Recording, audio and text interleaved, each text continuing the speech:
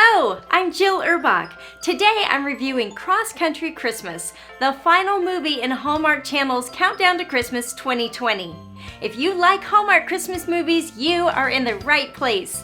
So go ahead and hit that little subscribe button and that little notification bell and you'll be alerted the next time I post a video. Today I'll be discussing several elements of the movie, including the meet cute, my favorite secondary characters, the wardrobe of the movie, any nitpicks I might have, what I feel is noteworthy, where it falls on my personal Heartstring Meter, and my overall rating of the movie. Let's get started. Here's Hallmark's synopsis for Cross Country Christmas.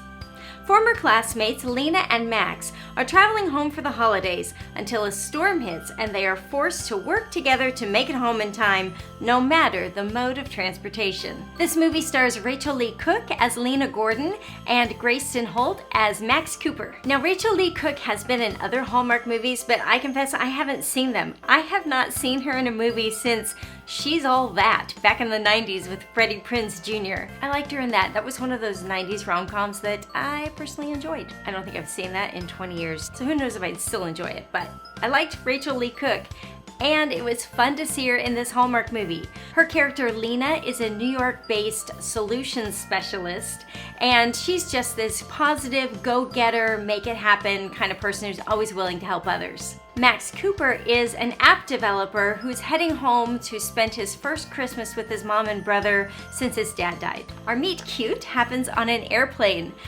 Max is loading the plane and he sees Lena and he recognizes her. Turns out they grew up together and they haven't seen each other since high school, but they're both headed home to the same town to be home for Christmas. And he watches from a few rows back as Lena sweet talks the flight attendant to secure the last sleep mask that's usually referred to first class passengers. And of course, Max tries the same thing and fails miserably, but she gives him her sleep mask. But then the plane is forced to land in Ohio due to weather and all the other flights are canceled.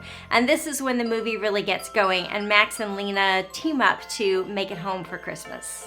Let's go through my Hallmark Christmas movie checklist. Now, if you have not yet downloaded your own free copy of my Hallmark Christmas movie checklist, you can click the link in the description below and download your own copy. This is based off of Hallmark Publishing's suggestions for things that they like to see in their Christmas stories. So let's go through them and see how closely Cross Country Christmas matches up with Hallmark's desires. First, Hallmark likes their snowy locale, and we definitely had that. We started in New York, and these characters are making their way across to Colorado, and there's snow along the way.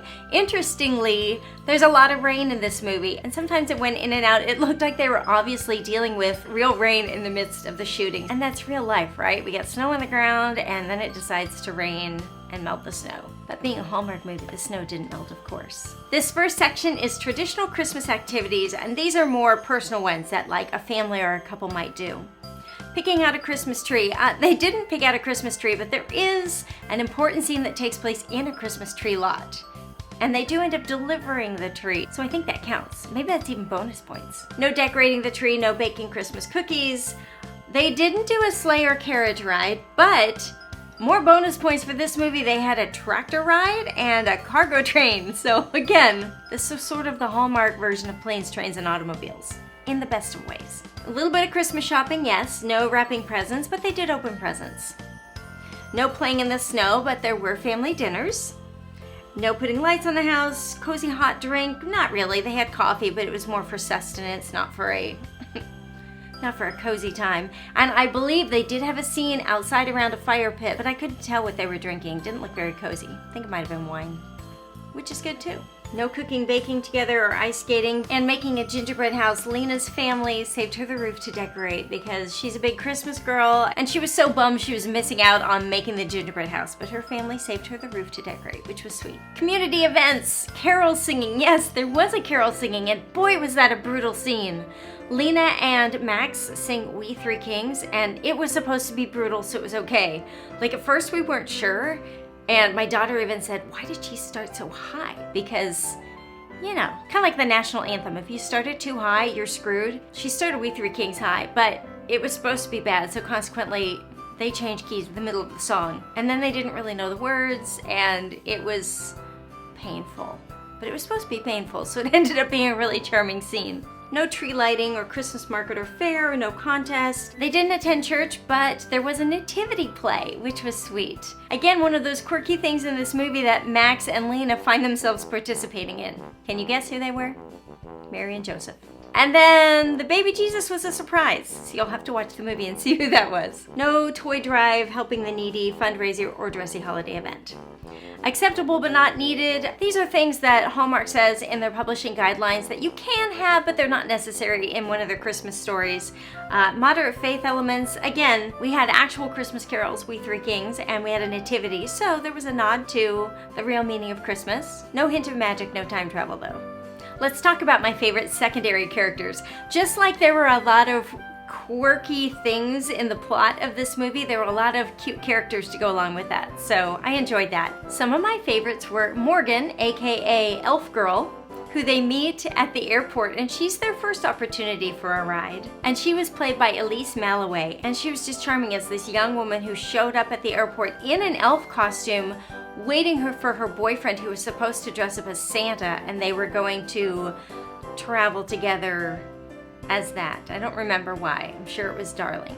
But he didn't show up, and those were the only clothes she had, and she was mortified. And of course, Lena, being a solution specialist, helps get things back on the right track, sacrificing hers and Max's free ride in the process. So Joe Kearney, aka the tree lot guy, and he was played by Reese Alexander, and he was just warm and willing to take advantage in a good way of some strong backs in exchange for a ride. And then the flight attendant that I mentioned earlier, who was sweet-talked into giving a mask to Lena. She was played by Jessie, I don't know if it's Lang or Liang, L-I-A-N-G. But anyway, small part, cute impact. I like to talk about the wardrobe in the movies. Once again, we have another good coat. 2020 is the year of the Hallmark coats, and this coat that Lena wore in the very first scene was a good color, a good style, great city coat. Later in the movie, Lena and Max end up in Missouri on their way to Colorado because they get on the wrong train, and it's really the wrong train.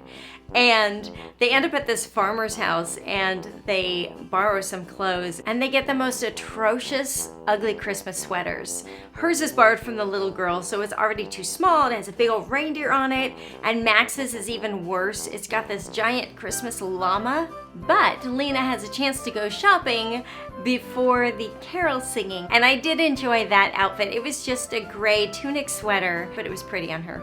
I always have at least a few nitpicks in these Hallmark movies, and let's mention them. I already talked about the rain. It wasn't very distracting. It honestly looked like something they had to deal with. So the fact that sometimes in the middle of a scene it'd be raining and not raining and raining, we'll let that go.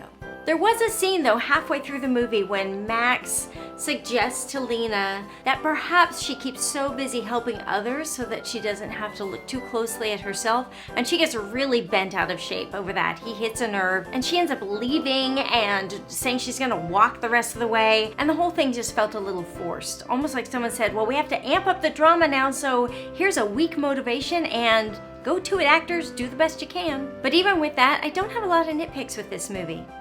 Noteworthy. This was a unique premise for a Hallmark Christmas movie. I felt like I was watching a road trip rom-com in the theater. It was that enjoyable. And in spite of the forced argument that I talked about, overall the script was really good in this movie. They had some good lines. At one point, Lena, I think, is looking for her cell phone, and she's looked everywhere. And Max says, did you look in your purse? And she said, never say that. Which was just funny, because we've all felt that, right? Like, don't patronize me. Of course I've checked my purse. And there was another lovely scene where Max and Lena, I think they're at the farmers after the ugly Christmas sweaters, and they're in a kid's room in some bunk beds, and Max says, there's something about childhood before expectations. And that was just kind of a poignant moment that I think we can all relate to on some level. Okay, where did this movie fall on my personal heartstring meter? Now, my heartstring meter is purely just what strings were plucked in this movie. Did I get a physical response, just a warm glow, or did I tear up? This movie gets a 3. It gets points for laughs. I literally had some laugh out loud moments in this movie. I also really enjoyed the relationships that were made throughout this movie. Strangers connecting and helping each other out, and that was especially heartwarming to see these days. And then at the end, there was a scene between Max and his mom, and his family was not one that shared feelings a lot, and his dad had not been very outward with his feelings toward Max, and Max really needed to hear that his dad was proud of him, even though he had decided not to stay on the farm and work the farm. And this moment with him and his mom really gave him a chance to know how his father felt about him. My overall rating for the movie was a 4.5. This was a thoroughly enjoyable romantic comedy. It had high production value, it was a good solid script, and I really enjoyed it. So if you haven't seen it, this is one I definitely recommend you seeing. If you have seen it, do you agree? Did you enjoy it as much as I did? Let me know in the comments below. If you got value out of this video, I hope you'll hit that little like button, and I'll see you next time. Bye-bye.